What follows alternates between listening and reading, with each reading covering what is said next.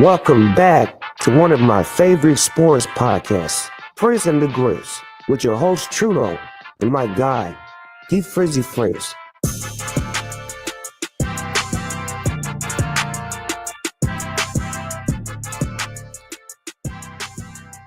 Hello and welcome back to Frizz and the Grizz. Thank you for joining us live Monday, April 14th. You can catch us live on Facebook or Twitch. Follow us at Twitch, or on Twitch, I guess, at dfrizzy_Frizz5. Subscribe to that thing. Also, check us out on podcasts if you're watching us live and only you're seeing part of the show now. You can get the whole show next day, Apple, Spotify, all those good places.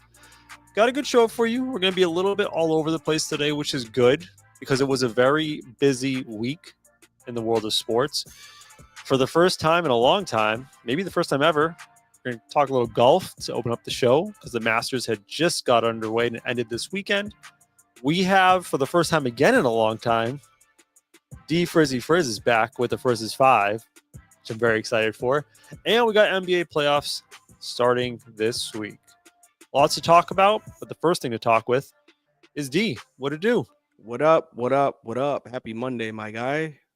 You weren't kidding. This was a very, very jam-packed and entertaining weekend we just had, sports-wise at least. Yeah, like the past couple of weeks, we've been kind of scraping the barrel for content, but today before the show, we had to leave stuff on the cutting room floor. Very true. Yeah, we had to mark off some things. I mean, you know me, I'm always going to want to talk NFL. I don't know why. I feel like I got a lisp. I think there's like something stuck in my teeth, but I feel like I'm talking with a lisp. But yeah, having to cut some NFL talk. I'm sure if we find a way to talk about it, that'd be cool. But just a lot of shit to unpack. And just on Sunday alone, Sunday was an incredible day for sports. You had play-in days for play-in or playoff teams trying to clinch for the NBA. Obviously, the Masters, which is what we're going to talk about. Some breaking news in college football. Just a whole lot to unpack. So I'm here for the ride.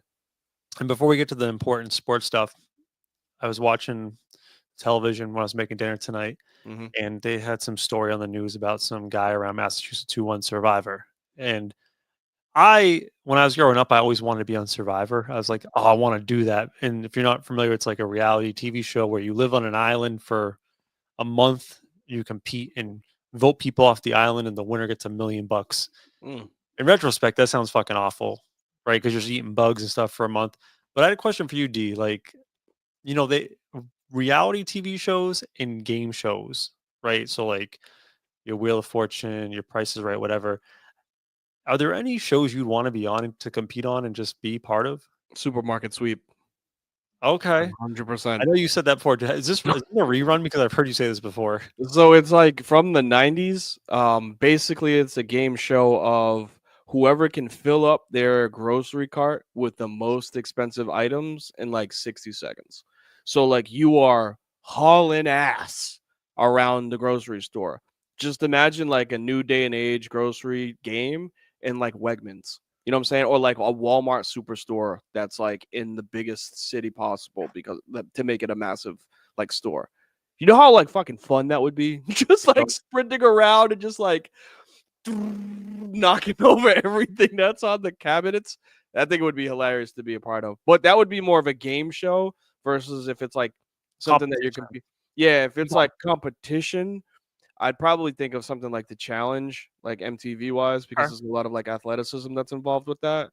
I think that'd be a good one. I couldn't do like American Gladiator or not American Gladiator. What's that other one? Ninja Warrior? Yeah, American Ninja Warrior. I couldn't do that.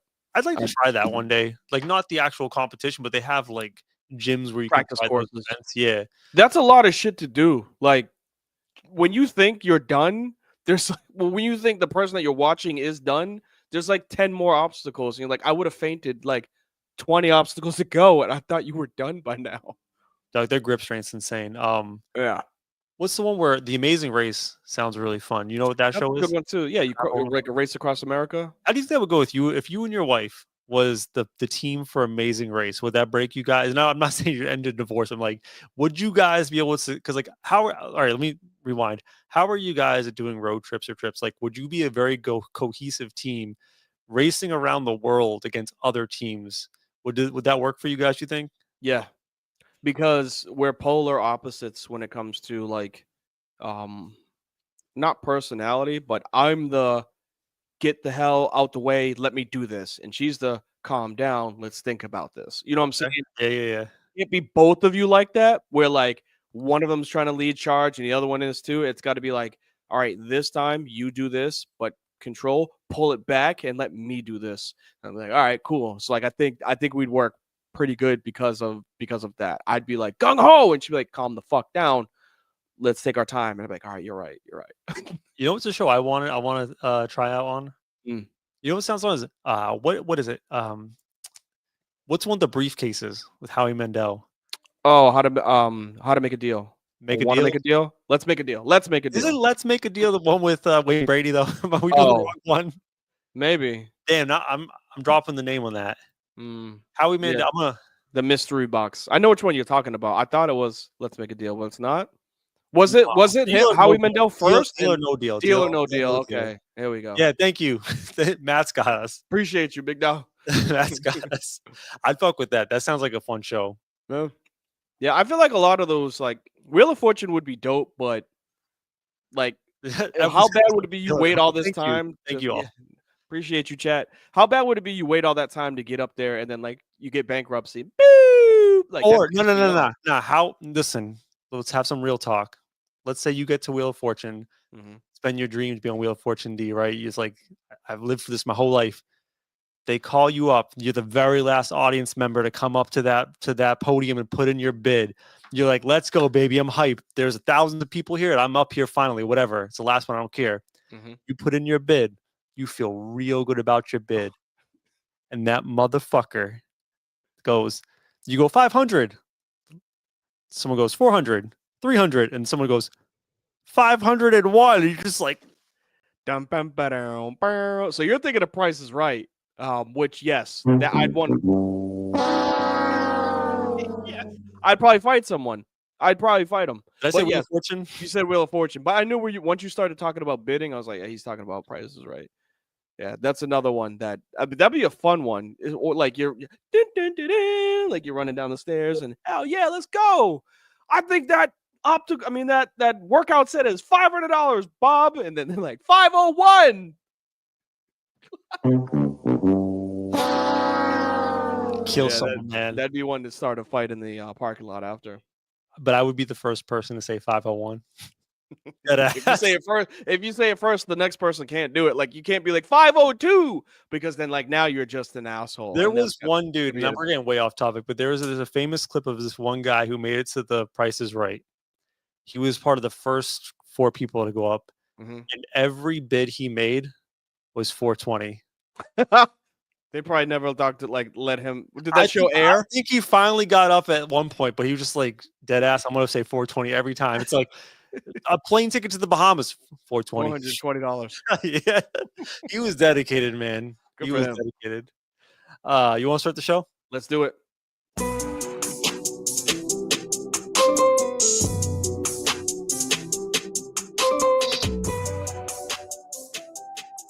D, are we talking golf? We are talking some golf. That's crazy. I mean, it's 2025. Why not, right? We've been doing this, as I just looked at it. We've been doing this for damn near 3 years. Pretty sure we got to cover at least every single sport known to man. We'll get to hockey one day. One day, one of these days. Yeah, because the Masters was this weekend. It was a wild roller coaster ride, specifically for Rory McIlroy. Tough name to say.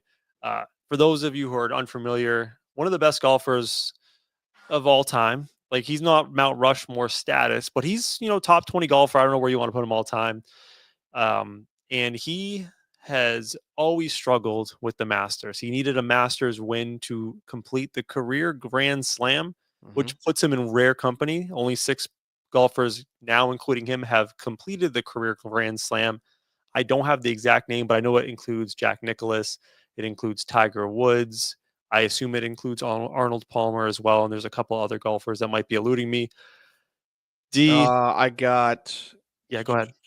Gene Sorensen, Ben Hogan, Gary Player, Jack Nicklaus, Tiger Woods, Rory McIlroy. Arnold Palmer was not on that list. I was wrong. Okay. Nope. So a very, what's the word I'm thinking? Exclusive club to be in.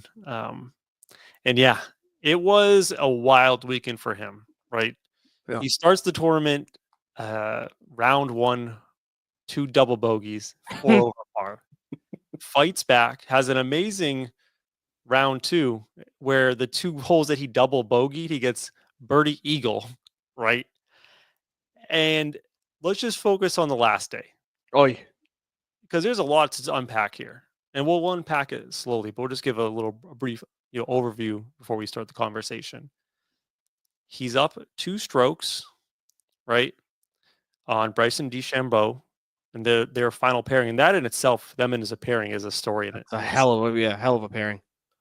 This man starts his final round at the Masters with a bogey or double bogey, Regular bogey. a regular bogey. Yep. And it's like, oh shit, here we go again. Rory's gonna Rory. My man rips off, I think, 3 birdies, right? Oh And no, it was double bogey to start. My bad. yeah, Double bogey to got a start. double Yeah. bogey, rips off, I think 3 or 4 birdies in a row to pull a 4-stroke lead. And now this man is at the 8th hole with a 4-stroke lead to finally take down his arch nemesis in the Masters. And lo and behold, he does it again, D. He starts throwing up all over himself, blows the lead completely. Who was it? Was it Day that caught up to him? Who was it? Rose. Justin Rose has a hell of a round, catches up to him, and he blows it. They're tied with 5 holes to go, and I'm like, here we go, man. It's gonna happen. And then he does the thing. He digs out of the hole again, and what was it? Rose gets another stroke on him, so they're tied. He gets a birdie. He has a 1-stroke lead. 18th hole. Everyone else is already done golfing. Puts it into the bunker, and we're like, oh no. And then fantastic bunker shot to get it within hell of a shot to get back on the green. 5 feet of the hole, maybe. Mm-hmm. What you would call a somewhat routine putt to win the Masters. And he blows it. Duffs it. They go to overtime, extra holes. And I honestly had zero faith at that point that he was going to win the Masters. After that sort of roller coaster of emotions, give the man props for putting together and completing this thing and winning it on the final playoff hole. Yeah, I mean, just the playoff itself. I texted it to you. I was like, "This is," and it wasn't like Justin Rose wasn't putting pressure on him. His second shot, his approach shot to the green, put it like 10 feet next to the hole, and it was just like, wow.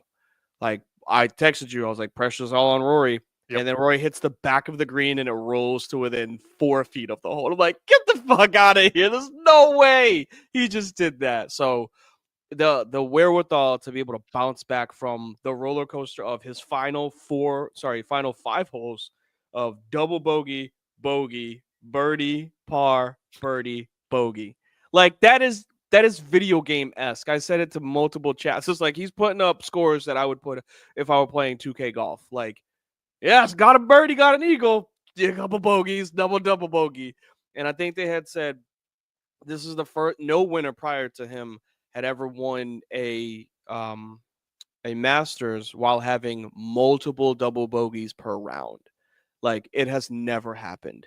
And Roy is the first one to go out there and be like, I got 5 to 10 double bogeys, still won the Masters. Like an insane bounce back. And the back 9 for us that I don't watch, I'm not going to act like I'm an avid golf watcher because I'm not, but I'll watch it and I enjoy it. I do my golfing once every 2 or 3 months just because I like to get outside. But it was pure entertainment to see what was going on between DeChambeau and Rory, because DeChambeau wasn't really in it, but he was still he's in the grouping. So like if he hits a good shot, you got to be like, damn, I have to hit a good shot, or I'm letting everybody else in it. And Rory didn't. Like he just duffed the back 9. And I mean, kudos to him for being able to have the mental capacity to go into a playoff and dominate it in 4 strokes, because that's not easy. But that back 9 was a roller coaster. You hit it right on the nose with the title. Yeah, it's like the ultimate test, like balls of steel, and also having no constitution at the same time, because several times he dug deep and absolutely nailed the hole when he needed it. But then there were just so many just mind-blowing layups missed. But I have to give him credit because, again, like I said, going into that overtime extra hole, right? You would have thought most people, knowing his history, knowing that he's wanted this win for so long and it's haunted him, and he just let it slip through his hands. You would think most people would have folded in that moment, but he was able to put it together. And I'm curious, like I don't know, I'm not an avid golfer, but like, does it help him? Because I looked at the odds going into the playoff. I was curious. He was minus 140 to Rose's plus 110, so he was still like a odds favorite going Mhm. into the extra hole. Do you think it benefited Rory that he had just finished his round of golf? Like he was still basically warmed up and had been playing the whole time versus Rose, who I think he finished 2 holes early, so he was sitting around for like a half an hour prior to getting back up and playing the extra hole. If this wasn't a sport where like the whole sport is plagued around you just playing by yourself, then yes. But like he was out taking shots, right? It That's was true. in He was like on the range getting ready. yeah, Yeah. like you like when you're like if you're playing basketball, like a turn like the old school tournaments from high school where like you got to wait for the team that finishes to play them. Like let's say it's a tournament where like you played your game, that team played, and you play the winner of the game that you're watching. Like you got to sit and wait. You can't really do much. You can shoot a couple baskets, but you're not running plays by yourself. You know what I'm saying? So like you do get rusty sitting there waiting versus golf. Like that's the sport. The sport is you're just playing by yourself, getting your timing with your golf, getting with your putting, getting your swing for your approach shots, getting your drive down at the driving range. Like, I don't think that there was really an advantage. If anything, I would say it was more of a disadvantage just because of the way that he finished the last 9. Where like that's just a mental thing. Where like crap, I had the jacket, I just lost it to some guy that hasn't played in an hour, sitting on the sideline waiting. The reaction by Rory once he sunk that putt to win Mhm. the Masters was something else, man. Like that was the reaction of someone who had had such a weight on their shoulders for such a long time, and to have all that weight just pour off of him in the moment. Like he just collapsed to the ground, just of pure joy. I was so happy for him in that moment. Good move by Justin too. I know this has been talked about a lot. For we know at least I know a little bit about golf. Farther away shot usually shoots first, right? That's just how it is. But Rose, because he Uh, missed his game tying or not game tie, but he missed the one that would have put pressure on Rory to not have to two putt. Once he missed his shot, he just cleaned up and he just putted to give Rory the what you would think the easy layup for the last shot so that he could soak in that moment versus Roy shoots and then Justin has to finish. You know what I'm saying? So like that was a cool sportsmanship move that sometimes people think that shit goes unnoticed, but it was cool that he finished his round even though he wasn't supposed to rule yeah, wise, so that Roy could hit that shot and get the natural reaction from the that was kind. yeah. I was looking at Justin Rose's back 9 around round 4 to end the Masters. Dude, it was crazy. Insane. 9 holes. He had 1 par out of 9 holes, 2 bogeys, and 6 birdies.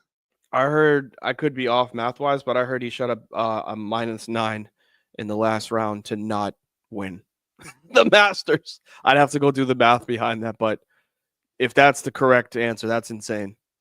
Let's see. 4, He shot a 6. 60. He said 6 under in the last round.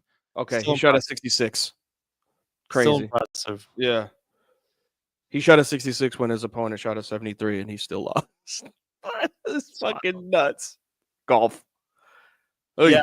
and I'm just wondering, like, just thinking aloud, let's say that went south for Rory, and he ends up by losing that playoff, right, to Justin Mm. Rose. I don't think he like it's How do you hard to recover? see him it's hard to see him win the Masters after that because golf is such a competitive sport. You're not just playing against one team, you're playing against a whole field of competitors, Mhm. right? It's hard to just make the cut. I know Rory's an excellent golfer, he usually makes the cut, but it's hard to just make the cut, let alone be in contention at the end of the day. And to have that pressure to melt down like that if he were to have lost that tournament, he might not have ever completed that Grand Slam. He might not ever get his green jacket. Well, we talked about this. If it wasn't last week, it was the week before. Like records that will most likely never be broken. I think it was last week. Tiger But Woods. okay, yeah, Tiger Woods, like to be number one ranked that long. Obviously, the reason why I'm relating it to it is the golf like competition level is so balanced. There isn't, and he's I don't know exactly his age, but he has some grays, so like he's up there in age. You know what I'm saying? Like he's not like a 25-year-old anymore that's been hot for the last 15 years or like 10 years, you know, amateur to pro. Like he's 30, 35. Sorry, I'm looking at it backwards. He's 35. So like there's He's pretty somebody that young. He's pretty yeah, young for a but golfer. no. What I mean by that is the opportunities, the window is closing based off of how many chances you get. It may not be your weekend. You know what I'm saying? Like this tournament happens once a year. So like it's not like he can just make up for it. Like there could be an injury. There could be he doesn't make the cut. He just has a bad day. You know what I'm saying? So like these golf is and there could be just somebody that's just better than him that day or that weekend. So the fact that he was able to close this and like, all right, I have that now. There's not as much that I need to accomplish. Now he can just go out there and just play golf. Like maybe this is something that like he could use as like motivation to become an even better golfer. Yeah, and I've heard that point been made regarding Rory, because while he has not been historically great at the Masters, like some of these other events are where he excels, like the Open Championship. Like that's one of his better events. So he's going to that event. I think the Players is next, but he's going into those events shortly after finally tackling this demon. And like Rory is he the number one golfer in the world? No, he's probably, within that top 5 grouping, however you want to place him. I think Scotty Scheffler is probably I think widely Scotty's considered the best golfer, but this could be a thing that propels him because, like you said, that weight, that monkey is off of his back, and while it would be great to add more championships for him, he has nothing to accomplish. Like he has done the thing very few golfers have done to this point, and that has to be freeing as an athlete to have that. It's like LeBron when we've heard it so many times, like, oh, you can't win, you can't do this, you can't do that, LeBron. He wins with Miami, and still it's like, well, you had to join a super team, blah, blah, blah. He goes back to Cleveland, gets his ring with Cleveland. It's like, I've done everything. Like, I can just do whatever the fuck I want now. Like, I've done what I have to do. And that has to be freeing for a guy like Rory, who has had that curse of the Masters haunting for a very long time. You got to think he was on the scene when he was what, 19, 20?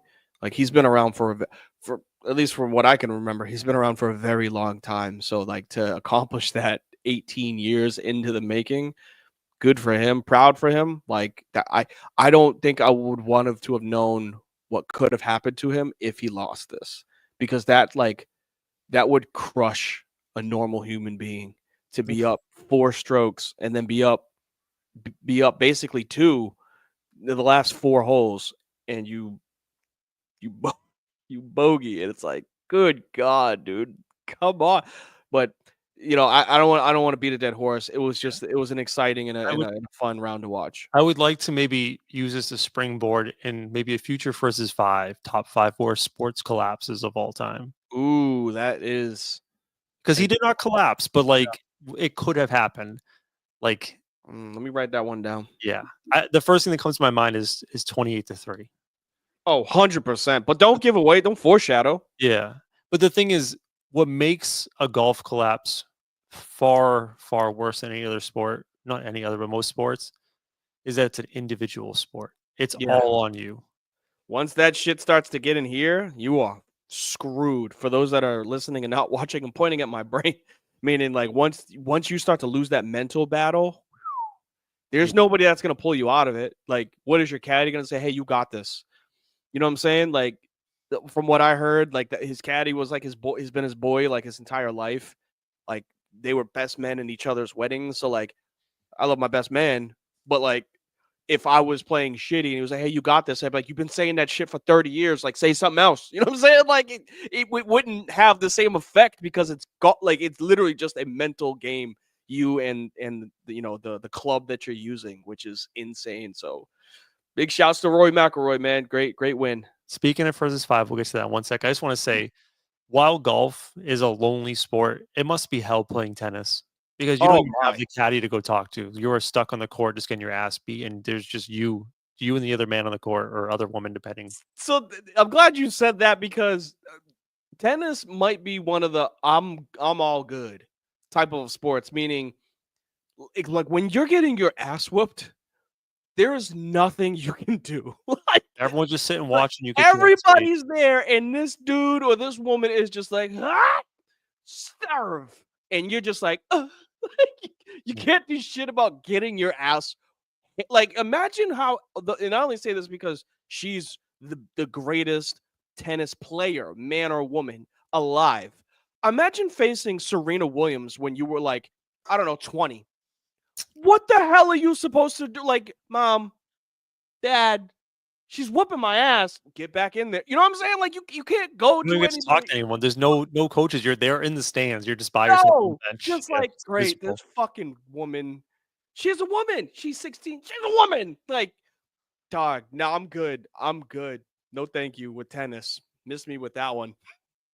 I'm good with that, but I want to hear that 5. Let's get it.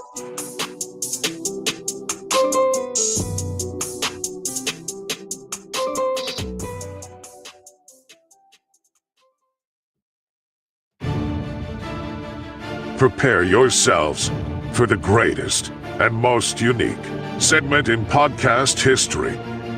Let's rank some stuff with D. It's time for Frizz's 5. Woo! We're back, Man, baby. it's been a while. It's been a while. I thought about this one You just give me right. some Creed. What's it? Yeah. I had 2, right? This is how amped up I was from this weekend. I was like, I got to do a 5. I had 2. One of them is, and the other one's really quirky, which I think I'd rather go with that one. You want to go with that one? The quirky one? Yeah. Yeah, I like that. Okay. This is playing fresh off of what we were just talking about with Rory McIlroy. So we are going to rank, for me personally, got a couple honorable mentions, the top 5 highest pressure situations in sports. Like individual, not a specific memory, but like any person just placed into that type of situation. Yep. Okay, I fuck with that. I like that. All right. So honorable mention. I won't give it too much, credence or whatnot. First one I'm going with, so you can understand the table being set, is being on a breakaway in hockey in overtime. Reason being, it's not just the regular, penalty shot or overtime shots. It's just you and the keeper. I'm gonna write some of my picks down because now you got me thinking this is a good list. Yeah. So this is again just honorable mention. Not only this is honorable mention. Second one is, and this is again foreshadowing, game tying free throws. This is the difference between game winning free throws, game tying. If you'd know that, again, not to give too much credence to it, but like game tying, you're down 1. That's a lot of pressure. That is a lot of pressure. Game tied and you're shooting free throws to win the game, that's a completely different pressure system. You know what I'm saying? But when you're at the line and you got to tie the game, oh yeah, shit ain't easy. Okay. All right, so far, let's go with this. Number 5, hitting the game-winning shot in basketball. Oh yeah. So it doesn't matter the play, and I'm not talking like 82-82. I'm talking 82-84, and you got to shoot a 3, or 83-84, and you got to shoot a mid-range. Like that, the play call has to be right. The catch on the inbound has to be right. I'm not just talking about like dribble for 30 seconds. I'm talking like catch, turn around, do something, shoot. Like that's a lot of pressure to do that. Go ahead. Caveat this. I think it's different pressure if it's in the flow of a game or like a plays run up versus. Now here's where the pressure gets turned on when it's like, give me the ball ISO, I got this. Like that's a whole nother dial up the pressure because you're just telling everyone to fuck off. I got this. I'll bring you home. Versus like a coach is like, all right, run this play, throw a screen. We're going to put it in the corner. Like it's designed up, right? You're just mechanically operating there. But if you're like Kobe, like, give me the ball. I got this. Like that's a whole nother level of pressure right there. That's what I'm saying. Like game-winning shot, just like a buzzer beater, however it is. But I think it's still on the totem pole bottom tier for it. I think there's way tougher situations. I just know how crazy it is to try to hit the game-winning shot in basketball. Number 4. I'm gonna give some love to those that play soccer, but the game-winning free kick in soccer. Oh wow, this man. That was a shitty pick, by the way. I mean, I don't want to criticize it too much, but I don't like that, man. So you don't like if that other team has a penalty kick? Penalty? No. What was the free kick? No, sorry, penalty kick. Sorry, I might have. Okay, yeah, because the free kick is very different. No. Sorry. So penalty kick, meaning like. Oh yeah, that's maximum. That's maximum. Like the other team has just missed their last kick, right? And you are the 5th person to go. So like, if you make this, you win. If you miss this, everybody's gonna be like, we had the chance to end it. Like, I just think of like international sports, and like, if you are the guy to miss the game-winning kick, a penalty kick at the end of overtime after we just watched 90 minutes and then another plus 20 minutes, nah, miss me with that shit. That is not easy. That should be higher. Really? That should be higher. Just the thought of a PK, especially like in a big game like a World Cup, and the world's just watching. The soccer stadiums are massive. And all your buddies are just locked arm in arm behind you as it's just you, mano y mano. And the biggest thing with the PK that adds the pressure, hear me out here, you could ask any soccer player, PKs, if you do it right, 100% accuracy. Most PKs are missed because you try to put just in that spot and you just miss it and you go doing off the post. A lot of PK misses are just self-inflicted wounds. Yeah, it's not saves. It's pressure. Yeah, bro. Telling you. I mean, maybe, again, this is my top 5. This ain't your top 5. My bad. But number 3, this is going to be a multi pick for it, right? Multiple scenarios in this situation. Bases loaded in the 9th. Whether you're the pitcher or you're the hitter. I thought there was more to it. No, I thought there was more to it. I can go. There was more to it. I thought there was more to it. All right, well, let me talk about it. What I mean by this, you can put it in any scenario. Granted, we're not talking about a middle of September's not good. Middle of July. World Series. Yeah, I'm talking like highest possible situation that could be. Bottom of the 9th. For you to be the pitcher in the bases loaded, or for you to be the hitter in the bases loaded.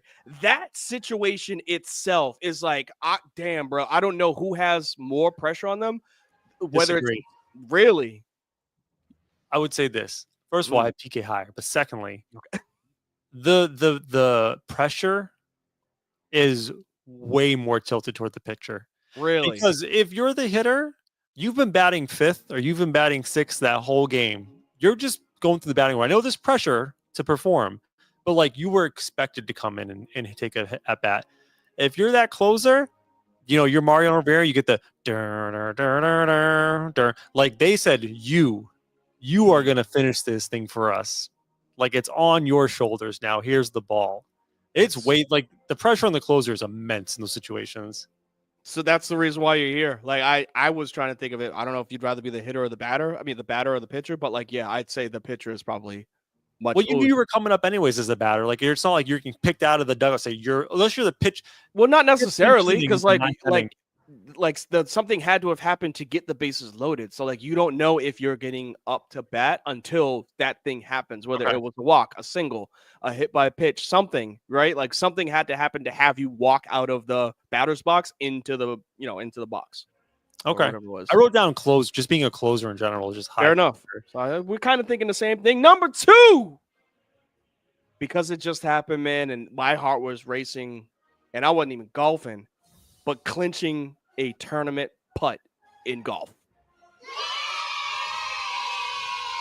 You want to say the Masters, you want to say the Open, the Australian Open, whatever it is, Players Tournament, whatever it is. Dog, you have a 10-foot putt to win the tournament?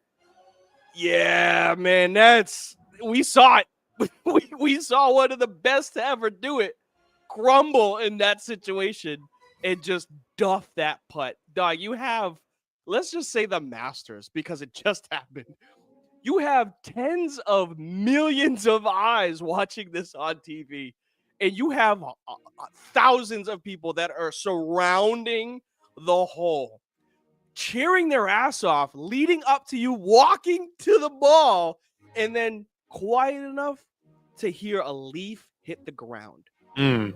You know, like, and it's just you to just. Can we talk about real quick when he missed the putt? Just the like the sounds from the crowd, just like, oh, you could hear everything just gasp. I was just thinking about that, dog. I'm good. No, the ball goes right by the hole to win the Masters, and you can just hear because it's silent in the crowds. It goes from just like, let me put the music down. You just hear. As Rory just drops, like it's just, oh my god, the cinematography. I don't know, you know. I mean, that's a word that I can't use because I can't spell it. But yeah, that is, that's pressure, bro. That is intense. All right, D, finish us off with your drum roll, please.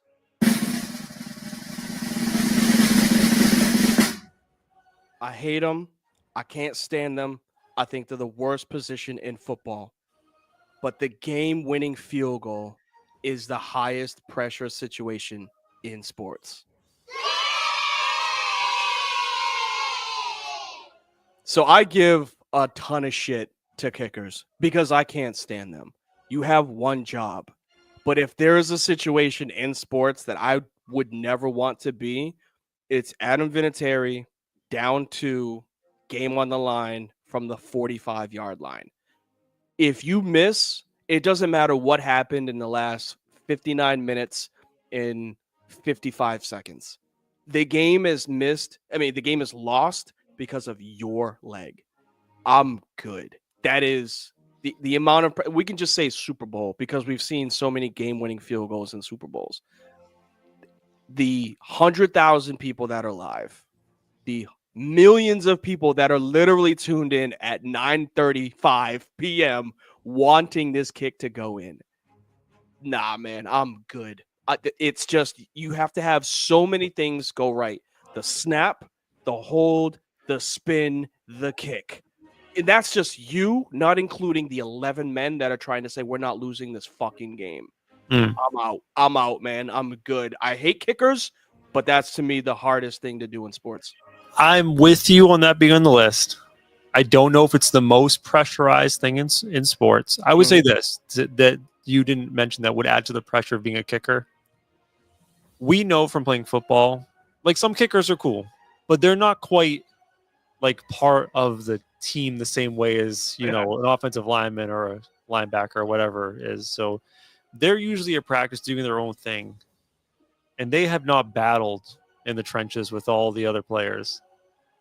And to come in and potentially blow the game after your teammates have battled for 59 minutes and 30 seconds, gut-wrenching.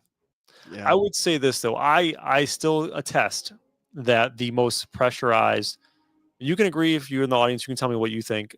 The most pressurized thing in sports, with the most pressure, the most stakes in the line, again, is that penalty kick to win the game. And here's one other wrinkle, too, I want to say. You compare that to the game-winning field goal.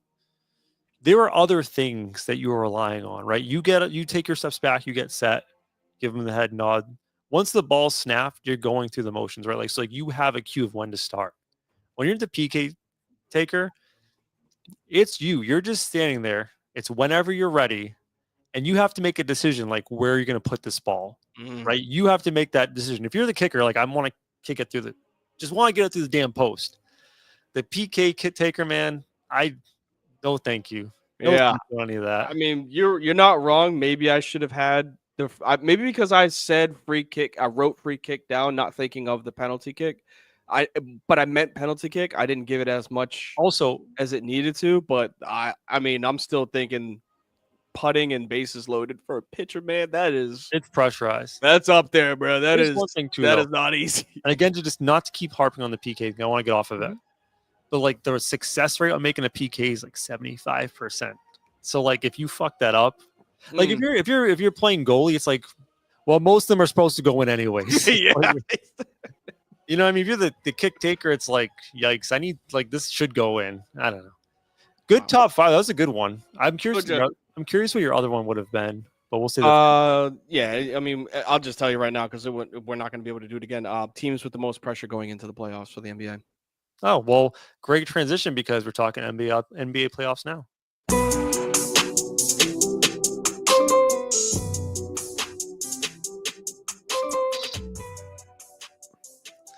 I don't know how you want to approach this, D, with the NBA playoffs, to be quite honest with you. There's a lot to talk about. I would say this. I'm curious who are the most feistiest teams and who should be on lookout, because I have one team circled in the Eastern Conference that I think could have an early exit and would be very sad for a lot of fans.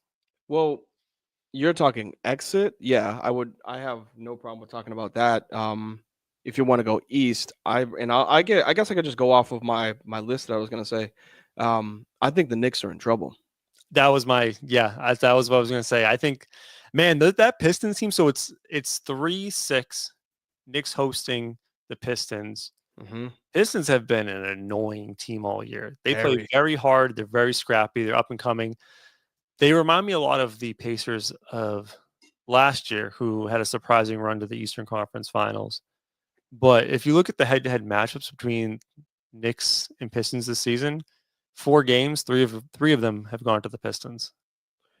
So not just that, I can't remember the exact record, but the Knicks have lost whatever it is, either it being three-game series or 4-game series. They've lost to every team, I think, except for the Pacers as like the winning. So like they have a 2-1 record. So like against the Cavs, losing record.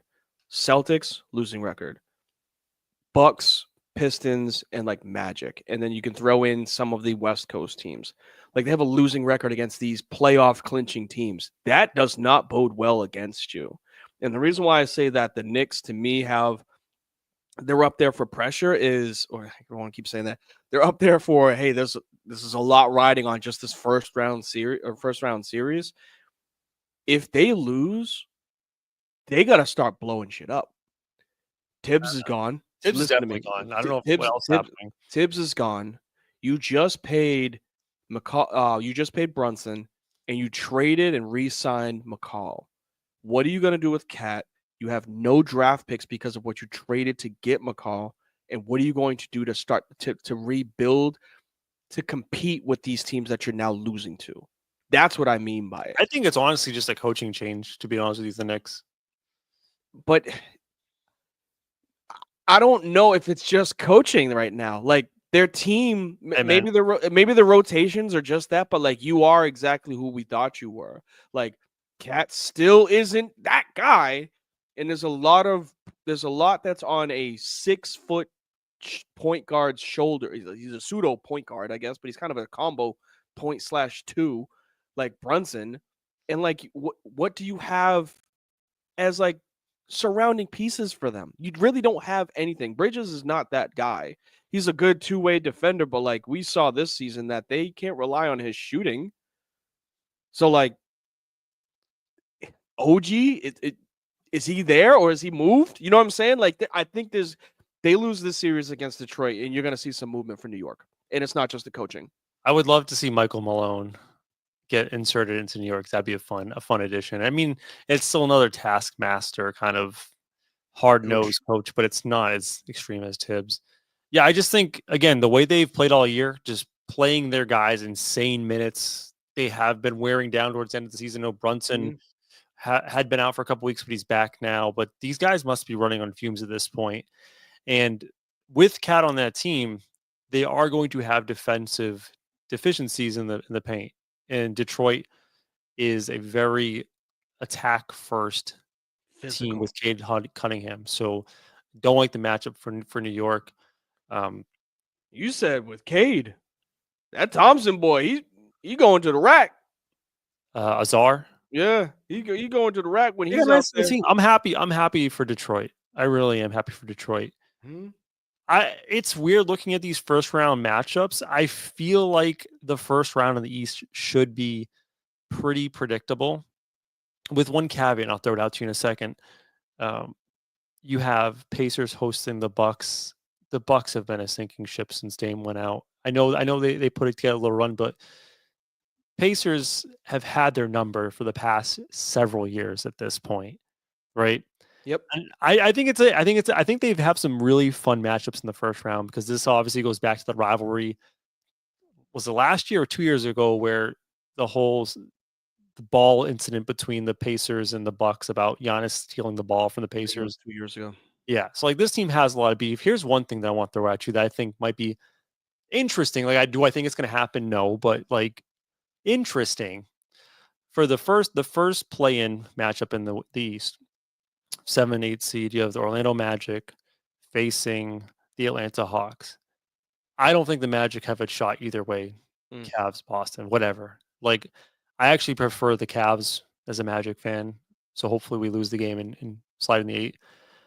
But if the Atlanta Hawks do beat the Magic on Tuesday, Atlanta has been sneaky a problem for the Boston Celtics this year and last year. They own the season series against the Celtics.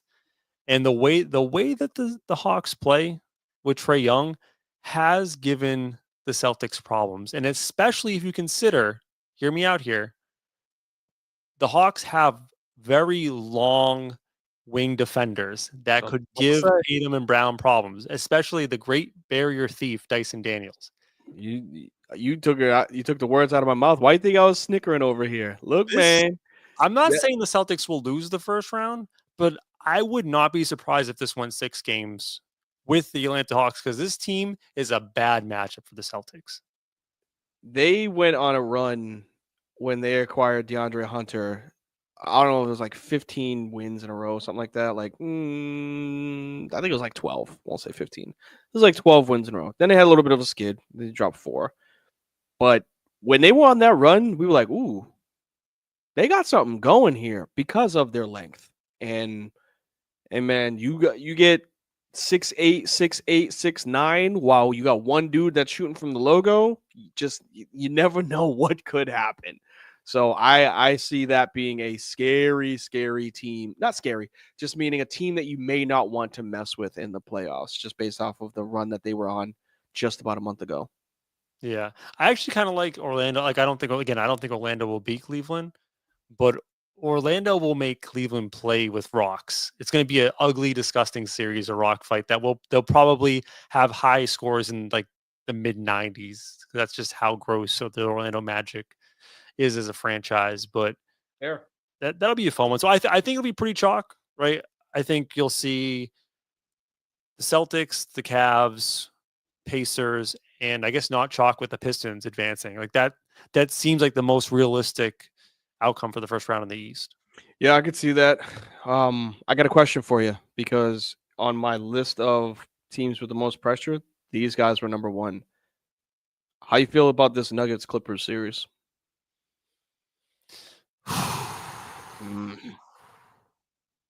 That's gonna be a good series. Yeah. That's all I'm gonna say because like you can make such a good argument either way.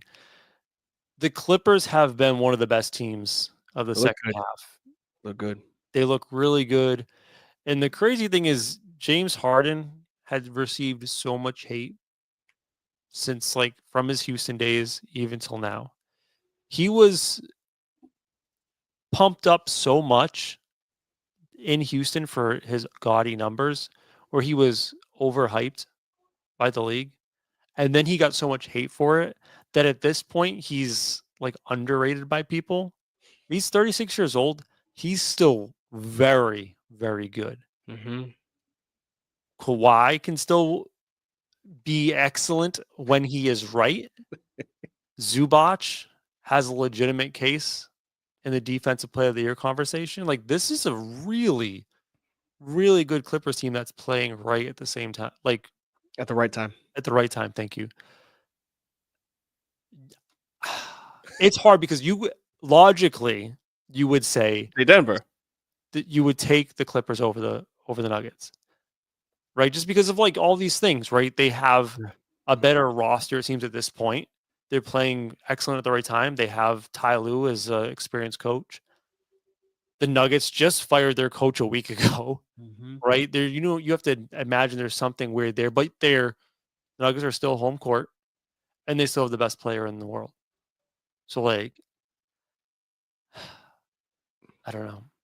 So I wrote on here the amount of drastic changes you're going to see in Denver in the next month if they lose this game. So you think Denver has pressure? Yeah. I don't think they have any pressure. I don't think there's anything on. Well, hear me out. The team itself. So the reason why I say this is because I don't think certain teams are going to look the same if they lose. I think the Clippers are still. If the Clippers lose, I don't think there's anything that you do to get better as the Clippers. You already have older players. I don't think you're bringing in a younger, talented player. You're going to play James Harden again next season. You're going to hope that Kawhi can continue playing. You're going to bank on Norman Powell taking the next step. Like those are the things that the Clippers would do. On the flip, Jokic gets kicked out in the first round after potentially getting. He's not going to win the MVP, but being a potential MVP. What are you going to do with Michael Porter Jr.? Is Jamal going to be a moving piece? Is Jokic going to potentially be like, Can I I don't know. tell you something? What's up? Yo, I heard the craziest shit the other day on, was it the Hoop Collective podcast?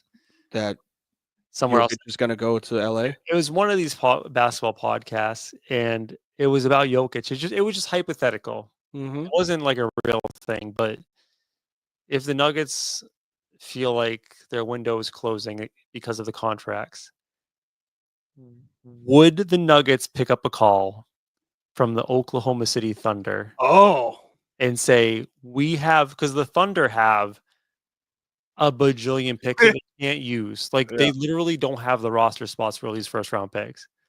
We'll give you Jalen Williams and 10 first round picks. 6, 7, 8 first round picks. Name your price for Jokic. Presti's just waiting. They would never do that. They would never do that, but that'd be some crazy stuff, man. You know what, though? We said years ago, Dallas would never trade Luka. And look what happened. That's like, crazy. I don't think anything is outside of the realm of possibilities anymore in the NBA. But back to your original point, right? With the Nuggets. I think the exact opposite with you, my man. I think they're playing with house money this year. They have absolutely no pressure because the excuses are already built in. They fired their coach a week before the playoffs. There's turmoil in the front office. This isn't on the players. This is just dysfunction, and I don't think there's a high expectation for them to win. If anything, No. I wasn't saying expectation to win. I said that if they lose, if they go out and get stomped, but the excuses are already there. Not when you have the best player in the NBA. But it's not his fault. They have a new coach. It's just been a mess. Jamal hasn't been right. Like, I don't want to hear the pre-built excuse. There you go. You just said it. Jamal Murray hasn't been right. That's my point. As I'm saying, does this team stay assembled if they get beat bad? I don't think they do. I think there will be moves to be made where the core. Now, I know they lost some people, obviously, but the core of that championship roster, that being Aaron Gordon, Michael Porter Jr., Jokic, and Jamal, those four, I know they lost Bruce, obviously, already, but those four, 2 of those pieces are gone. I think that you have a new look Nuggets team if they get beat right now in this series. And that's what I mean by it. It's like, I'm not saying blow up the house and sell everything. I'm just saying this might be the last time that you see this group together if they lose the series. I think it's the last time you see that group together regardless. Ooh, damn. You think even if they win? I don't think it happens if they make it to round 2. It's just unattainable, the salary cap. Those 4 guys eat up almost all the cap, and now you're just playing on the fringes. The only one of those 4. Brown. Christian Brown. I forget. It's spelled Braun. BRUAM, but I always say spelled Brown. Samsonite, but yeah. Right. Those core 4 guys in the Nuggets, the only one that's playing up to their contract is Nikola Jokic. He's exceeding because it's a max contract, but he's really worth like all the money in the world. The double super max, yeah. I mean, Aaron Gordon's an OG Magic player. He ain't it. Michael Porter Jr. has been oft injured, and he's just a 3 and rebound guy. You can't even say he's a 3 and D guy. He's not a rebound guy either. He's tall. He can grab some boards, but he's just a 3-point shooter. Just because you get the rebound doesn't mean that you're a rebounder. Like that's about it. Murray hasn't been a max player, so like they're gonna face some really difficult decisions. I think win or lose the Nuggets, it's just unattainable, right? To just keep going at this rate. They're gonna have to bring in more talent. They're either gonna have to absolutely knock it out of the park with the draft and some of these young guys, or really figure out some salary cap stuff because they're sneaking up on that apron, man. It's gonna be hard. Very, very true. Very true. Who else you got? I got my couple. In the West, I hate to say this, but just a team to look out for if they get past the first round, because I think this is going to be their toughest challenge in the first couple rounds before the Western Conference Finals. If the Lakers can get past the Timberwolves, look out for them. And I specifically circled the Timberwolves because I think it's going to be a difficult matchup for the Lakers. And I say that because the Lakers' deficiency, this is a Lakers fan, is the size inside. They have really good perimeter size. Like as a whole, their size isn't bad, right? But from the 1 to 4, I think they're like 6'5", 6'6", 6'7", 6'9". But Jackson Hayes is not an NBA caliber starting center. And they're going to play against the Timberwolves who can play. I know you hate Rudy Gobert, but he's a very excellent defensive center, and Naz Reid. So like they're playing against some really good size. And then on the flip side too, like you say, well, we'll just let Luka cook. They have one of the best two-way players in the NBA in Edwards. So like the matchup is not great for the Lakers because the Timberwolves do have the pieces, I think, to match up really well against them. However, if the Lakers do get past the Timberwolves, what are we looking at? They'd be playing the Rockets or the winner of the 7-8. Golden State would be a hell of a matchup if they had to play Golden State in the second round. But if they end up by drawing the Rockets in the second round, I also really like that for the Lakers. So like that's a sneaky team that could make a bit of a run here. So I was with you 100% when it comes to sneaky. And I'm not even just saying that as a Laker team. I just mean it as they got Luka. They get momentum. You know where you lost me? When you started talking about Ant Edwards being a two-way. I love Ant Edwards. Like, I think he is exactly what the NBA needs when it comes to charisma, talent backing up his talk, like actually wanting to be that guy out there. Love Ant Edwards. Luka put up 37 on him last season. Not as the game, not a game. I'm sorry, not in a game. He averaged 37 against this exact same Minnesota Timberwolves team, minus Karl Anthony Towns. So now that he had Kyrie over there and Derek Lively, Spencer Dinwiddie, he now has LeBron James. Like, he has LeBron James. He has Austin Reeves. I don't care what anybody says, joking about AR. Austin Reeves may be one of the best third options in the NBA, matchup-wise, because he's a point guard that can distribute, he can shoot, and he can play make. But he plays the three. So you're right with the size interior. Gobert will cause matchup issues. But you know who took advantage of those matchup issues more than anybody in the NBA history? Luka fucking Doncic. And they put Gobert in the pick and roll. I remember vividly the game-winning shot that Luka hit over Gobert. That he said, bring him out here. And they said, no, don't switch. And Luka said, no, I'm going to find this switch and put Gobert on me. And Gobert had to play defense on the perimeter against Luka, who cashed the game-winning 3 in last year's playoffs.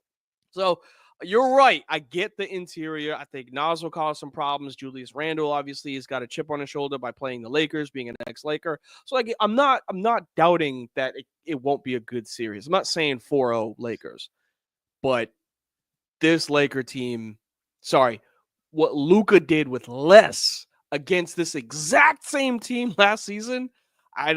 You're saying in 7? I think it goes 7. They beat them 4-1 last year, and it was just Luka and Kyrie. I don't get how you remove Cat, insert LeBron, and you Insert say Randall. I think the defense is better. Without Cat, that defense can be better. maybe.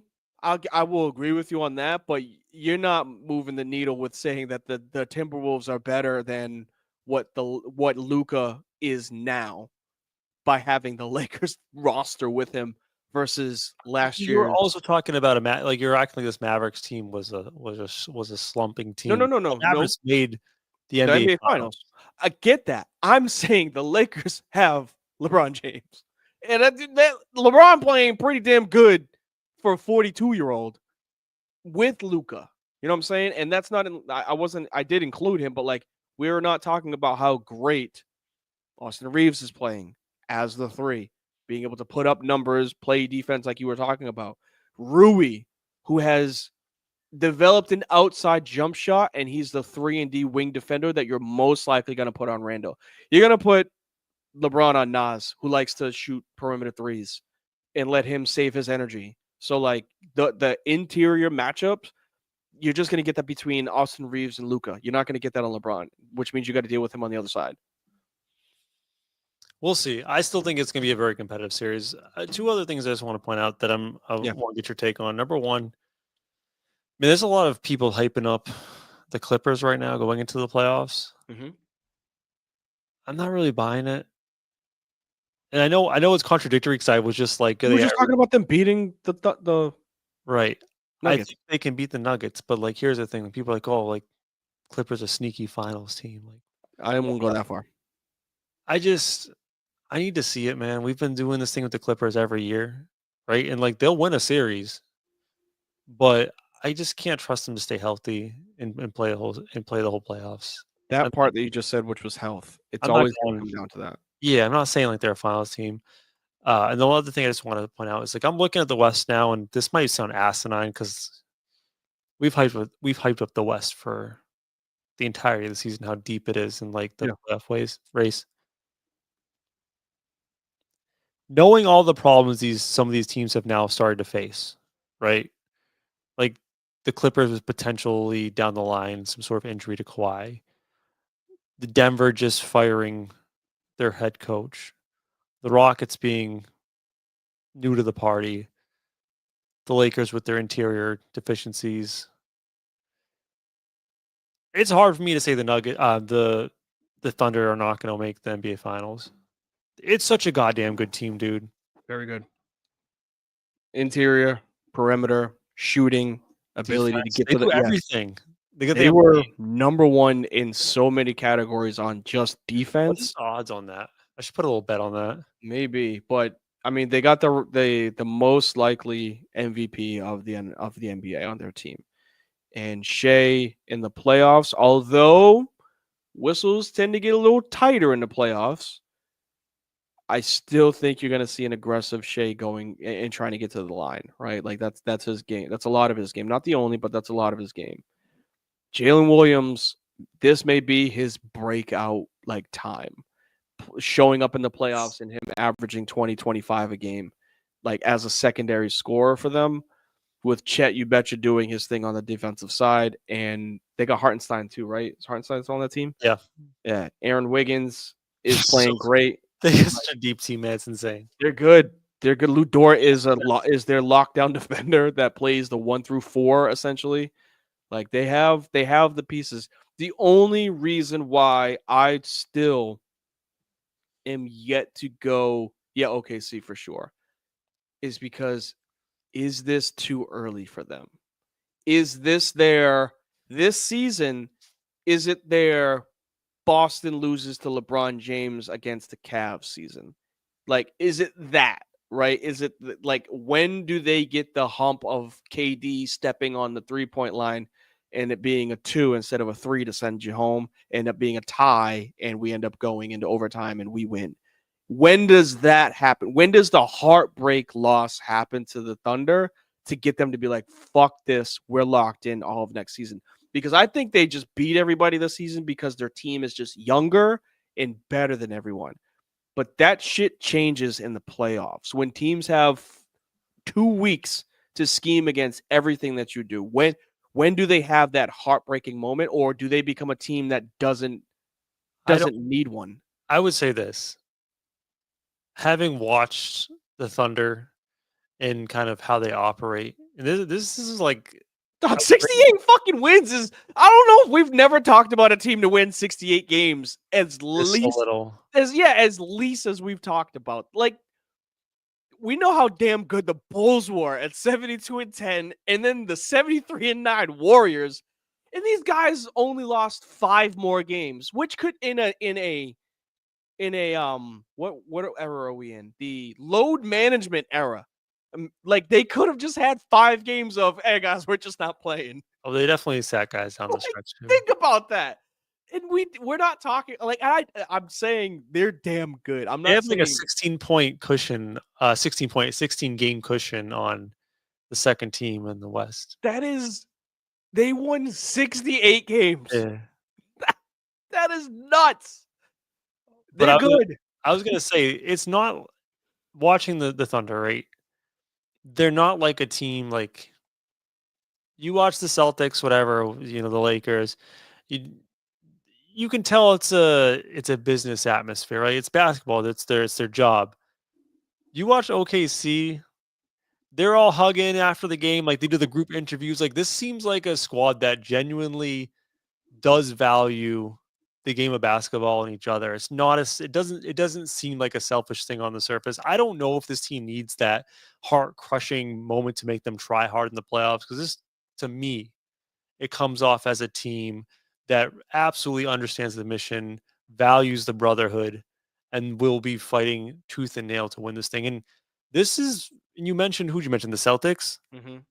This might be one of the most talented rosters we've seen in a very long. I can't find a good comp for the level of talent on this roster compared to another season. Like we could be looking at this team as like a Golden State Warriors level caliber of talent, like when they first started that run. So that was one of the points I was just about to make is, are they closer to the Warriors, who didn't have damn, this is our wake up call? They didn't. They went from Mark Jackson to Steve Kerr and then won the finals. Like, there was no heartbreaking moment that, like, oh, the Warriors, they should have won this series. They let the talent get the best of them. Like they folded. They didn't have that moment. They had it when they were up 3-1, but then they won another 2 more NBA finals after. So like that's gone. And it's like, it wasn't if it is Shea. So this is the superstar that Shea has to be in order for this to happen. He's the MVP this year. He is, but like, people win MVPs. James Harden won MVPs. Like, and he didn't carry his team to the NBA finals. These are the people that he has to be compared to when it comes to the previous champions. Well, it's still out there with Jason Tatum, but the Celtics, they had their moment. They had their heartbreaking moment 2 seasons ago. Prior to that, it's Jokic, Steph Curry, Giannis, LeBron, Kawhi, Steph Curry, LeBron. That's what Shea has to be. Is Shea Gilgeous-Alexander an MVP, like a Steve Nash, like a James Harden, like a Russell Westbrook, who just wins the MVP because he's the best talented player in the league that season? Or is he going to be a revolutionary superstar that is going to put up numbers and carry the team like Hall of Famers? Because that's who not the Tatum Brown guys. Like, they had the team. But is Shea going to be the guy that carries this team like a Hall of Famer at his age? Or is he just going to be another MVP that won the regular season award and then fades away in the playoffs because they get beat 4-3 in the third round? That he has to be Hall of Fame level. I would say if you're saying that team doesn't need that breakdown moment. I would say this. I don't think SJ has to be that level. And I think he's close, but I would say this. All of those guys you mentioned, the Giannis, the LeBron, the Curry, they were absolutely excellent and carried their team to a championship. Mm-hmm. This team around SGA not even like from an offensive standpoint, but defensively, 1 through 5, Shea might be the worst defender on the team, and he's a Yeah. good defender. Yes. Like, this team might be so dominant, suffocating defensively, that Shea just has to be a normal superstar, and it's just like a cakewalk. Like, they might suffocate everyone on the way to a championship. I'm not saying that you're wrong. It's just you have to at some point look at history and just be like, he's got to be he can't be a James Harden. If not the Thunder, then who out of the West? You know where my bet's at. It's wild. By the way, what would you guess their odds are? Just before we segue to final closing takes, what do you think their odds? Minus 700. Odds are to win the Western Conference. Oh, to win the West? Oh, probably plus 200. Minus 140. Okay. Yeah, I know it was very low, meaning you make very little money off of what you bet because they're a favorite. Put 140 on the Thunder to win $100 if they make it to the finals. I'm good with that bet.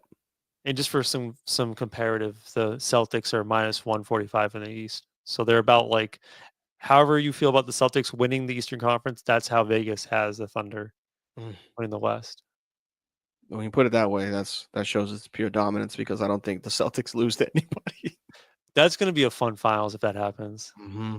It's not what the NBA wants, but it might be what the NBA gets. That would be excellent basketball. So, oh, yeah.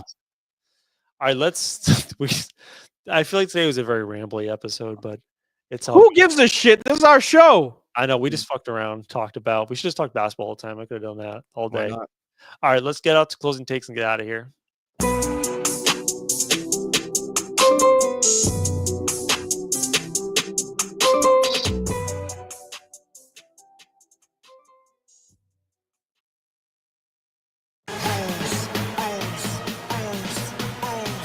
The show is coming to an end. But first, it's time to get to anything we've missed.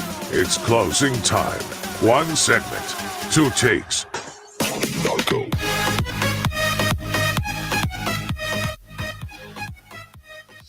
All right, time for closing takes. It's an opportunity for me indeed to get one last shot off before the end of the show. We're going to try something a little different today.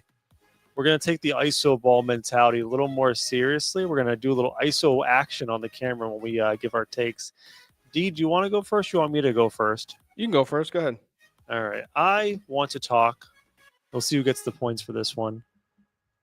My closing take is not so relevant today as we're recording, but it will be relevant tomorrow, April 15th, because April 15th is Jackie Robinson Day in Major League Baseball. Obviously, Jackie Robinson's a huge figure in American sports, probably global sports. I don't know when the full color barrier was broken, but Jackie Robinson, as we all know, broke the color barrier in baseball, right? There was the Negro Leagues before, and he was the first black player to enter Major League Baseball. And since then, has really changed not only baseball, but sports in general, from football to soccer, hockey, whatever you think of. Jackie Robinson led the way. Shout out to him, but also want to just shout out MLB for being a bunch of weak-ass bitches in regards to Jackie Robinson. Obviously, that's strange political times in our life, and people are a little less apt to say nice things about black people, which is a damn shame. And Major League Baseball decided to cut out all the details in their press release about Jackie Robinson Day and just quoted, "We're honoring Jackie Robinson Day, April 15th, 1947, is when Jackie Robinson started his MLB career at the age of 28. That is it, D. No additional detail as to why that was the case, or why it was significant, but that is why they're honoring him, because he started his career that day. That is some weak ass shit by MLB. They should be ashamed of themselves for not properly honoring one of their greatest players of all time, what he's done to the game of baseball and all sports. I rest my case. You're not wrong, and I'm with you on that. There's no follow-up needed. I see here that you're trying to win this competition now by going the more serious route. I mean, we all... You gotta talk some silly shit. I was still going to, but it's 42, right? That's the number. Yes. That's him. Yeah. So like, I don't know, man. Like we all know, you kind of hit it on the head when it comes to like what's significant, what's not significant in the community, and this is one of those days that is, just because of what he was able to do, revolutionary, not just for the sport of baseball, but for anything that involved people of color, Hispanic, Black, didn't matter, playing in sports, right? So I'm glad that you were able to bring this up. Annoying that that was their press release, but it doesn't surprise me to the least. So I mean, they're still gonna honor him and stuff like that, but like just they didn't it requires some context to like yeah. the date. Like they mentioned the specific date in 1947. Not a lot of nothing else. That's it. That's all they got for us. Well, I don't have a somber one for us. I have one that is kind of dope for the no fun league, as what we would call it. I know they've gotten rid of celebrations, right? Automatic 15-yard penalty, and I think a $20,000 fine for doing that celebration. But the What no fun, is that? the first down that we know a lot of wide receivers like to do when they get a catch and a first They down. tend to do a line of coke and then Yeah, CD Lamb was definitely notorious for it. A bunch of other receivers that clear their nose and first Can I down. be honest with you? I've never noticed that before. Yeah, you won't anymore, but that was a celebration that they got rid of. So it being the no fun league, they followed up their no fun processes with something that's actually pretty goddamn fun. This upcoming season, I don't know for how long, but I hope it's there for a while. They're actually going to allow teams to use their alternate jerseys 4 times this season, meaning that we will get the throwback orange creamsicle jerseys for the Bucks. You can get the old school orange blue helmets for the Broncos. Saints can go back to those god awful black and gold pants with the black and skinny LaFleur de Lis. Like you may see the Eagles in those lavender type, green jerseys that they had with the white eagle wing. I think the Seahawks have a dope one of like it being blue with like the old Seahawk on here. And you may find, hear me out, I can't stand the team, but you just may see the Patriots bring back the old floating Elvis. You know what I'm saying? Like those jerseys, the old Ben Coach, Drew Bledsoe days, those jerseys were fire. I'll give you that. Although they were, Reebok or whatever the hell brand it was back in the 90s, those floating Elvis, Patriot face jerseys with the emblem on their shoulder, those jerseys were dope. I'll give them that. So it'd be cool to see, these teams break out these throwback jerseys in a time where everybody says the NFL is always cracking down on things being fun. I love when I see old throwback jerseys. I think they're good for the game. I think they're cool for us as a person experiencing the game to be like, yo, I remember when they had those jerseys back in the 90s. So hopefully they continue doing this. I like the creamsicle. I like the Patriots red ones. I think those are pretty sweet. Those are good too. I remember Brady wearing that in the snow, and he put up, I think, 7 touchdowns one game. Wasn't the Patriots throwback the one with the little Patriot guy holding the football like ready to snap it? That's the one that you talk about. The red jerseys, they had that one on the helmet. Yeah, that one's kind of dope. I like that. I'm down. I like the old blue ones. The old blue ones are kind of flyer. I'm down with more throwbacks. Yeah. You know what I don't want to see you come back though in the NBA? Oh no, Color Rush I hate. Yeah. Because like I'm not colorblind, but I feel for those that are, and like you see like a blue and orange team, and they're like, it's fucking gray out there. Like they don't know what the difference is between the two. But I don't want to ever see the NBA bring back T-shirts.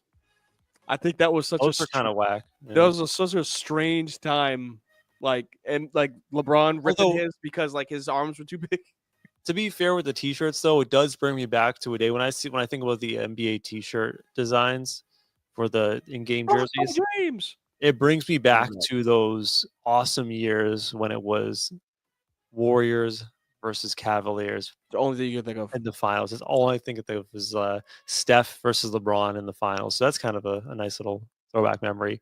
One thing, when you were mentioning the celebrations in the NFL doing the finger first down, I thought you were going to go with the NBA John Morant. Oh, that was dope, though. So, for those that aren't aware, and I'll just do this last one. So, John Morant has been in, we've talked about it religiously on this show. John Morant has been in trouble quite a few times when it comes to something involving guns, right? He had the Instagram post where he had a gun brandishing it around. Obviously, he got suspended by the NBA. Then he had another gun charge after that. And we're like, what the hell is going on? Then he gets into the season and he's got, walking up to people and giving them the old, let me shotgun you or AR-15 you. And we're like, yo, put an end to this. Here's a tech. Here's another fine. So instead of continuously doing that, he comes up with, not going to lie, probably one of the coldest celebrations I have ever seen, which is homeboy hits a three, takes the pin out the grenade, throws it in the crowd, and covers his ears. Like that celebration is 100% going to be in the next 2K. Like, everybody's going to fucking want that. And you just may see, now that he can't, display guns while he's playing a game, he can at least throw a grenade at the crowd, right? Like, that's not as bad. The kids might be like, oh, that's like Curry doing this. You know what I'm saying? Like, I'm just throwing a grenade at 50,000 people and telling them, hit the deck. Like, it's not as bad, right? He needs to get the bazooka out and start bazooka. I think he did that once. Yeah, I think he did that once too. He did the bazooka, and they were like, you got to chill. Where do you go from there after the grenade? I think that's the celebration to have. I think that's probably the best one. I don't like that. I know I don't want to. I'll have my last thing before we leave. But I don't like the solo gun one. I don't like that at all. There's also variations that people get away with the guns. Like, who does the? Someone does like the three like this. Mikal Bridges does this. Mikal Bridges, I'm thinking about gun threes. Yeah. He does that. But like LeBron had one. Remember the LeBron load the pistol like he did in the fight? It was weird because like he put the clip in. No, he pulled the clip, then he put the clip in, and then he put it in his pocket. And they were like, "What is that, bro?" That's a dope celebration, but like you got to get you got to insert the clip, flick it back, and shoot. You wouldn't load the gun to then put it in your pocket. Like, why would you do that? I never understood this celebration from LeBron, but I still like it. Is the silencer? Yeah. Was that supposed to be silence in the crowd? That's a silencer. I don't know, but like, yeah, he did them. That's the one I think when I think of LeBron. I think of that celebration. That's one that comes to mind. Yeah, that was his when he was in Miami. It's a dope one too. Give him that. But yeah, the jaw, it's kind of dope. The grenade. I like that.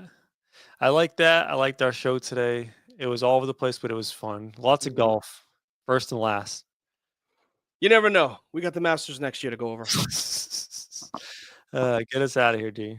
All right, ladies and gentlemen, and anybody in between, we couldn't appreciate y'all anymore for being in here. Jeff, thank you for talking about the Mets.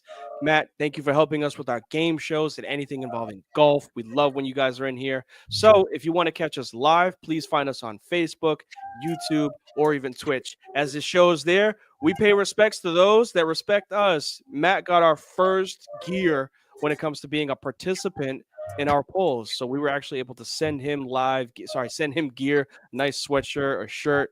Good for him. Congratulations for having an incredible run with us with the Music Madness. But for those that ain't watching us live and want to listen to us tomorrow, find us on Apple Podcasts, Spotify, or wherever it is that you find your podcast. Or you can look for us live down at the bottom, frizzandthegrizz.com. I've been saying this for a very long time, and we saw a young man pass away. Look, can you lower the music for me real quick? We saw a young man take his life in a time that he shouldn't have. Kyron Lacey, former wide receiver for the Louisiana State University Tigers, my team. And I say this all the time, be a friend, say something nice. You never knew what it could do for somebody. We understand the unfortunate situation that he was involved with the car accident, but that still doesn't make anybody want to see someone pass away. So when I say these things, I mean it from the heart. Like, you never know what somebody's going through. Be a friend, say something nice. It could make their day. It can make it just so much better for them. But when we are getting up out of here, again, on a serious or positive note, because we want to make sure that we take care of ourselves, please make sure y'all take care of y'all mentals. Make sure y'all take care of y'all physicals. Take care of y'all chicken. Oh, did I forget to do this? I didn't know it was awkward. Like, to put the music. No, you're going to play music. Oh, yeah. All right. I mean, we want to take care of everybody, right? Everybody, yeah. Right? You still do this. Make sure y'all take care of y'all mentals. Make sure y'all take care of y'all physicals. Take care of y'all chicken. Take care of y'all children. And we'll catch y'all on the rebound. Peace. Where are we at in society today? Come after me. I'm a man. I'm 40. I'm not a kid.